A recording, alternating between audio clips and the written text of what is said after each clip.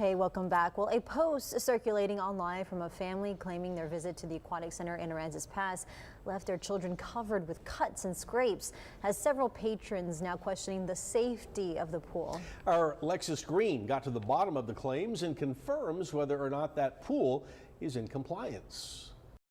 Any pool calls for parents to use caution, but for one family, their concerns are about what's going to be done to prevent injuries like the scrapes and cuts their children got while splashing around the Aransas Pass Aquatic Center. My niece had noticed her finger was bleeding, so she came out of the pool and, she was upset, sat in my sister's lap. And then as my sister was consoling her, looking at her finger, we noticed that blood was running from her feet and her ankles.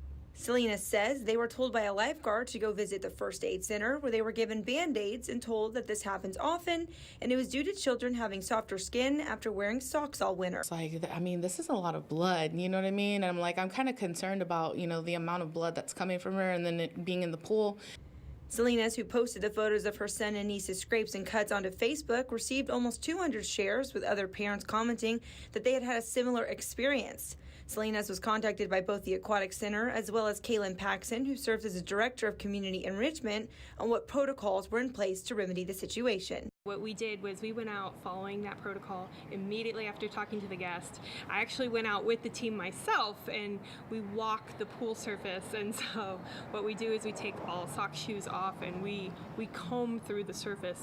Paxson says the pool is non-slip, so the texture isn't completely smooth, but they check for anything that can be considered abrasive. After we did the walkthrough, we said, all right, we're going to take and do a thorough vacuuming of the area, and then we're going to go through and make sure, adding any extra caulking or going above and beyond to that area, just to make sure that when our guests are in there, they're having fun. Selena says she believes there's an issue with the texture of the pool, but Paxson assures the public that community pool goes through an annual inspection. So yes, the pool has been in compliance, and it is currently.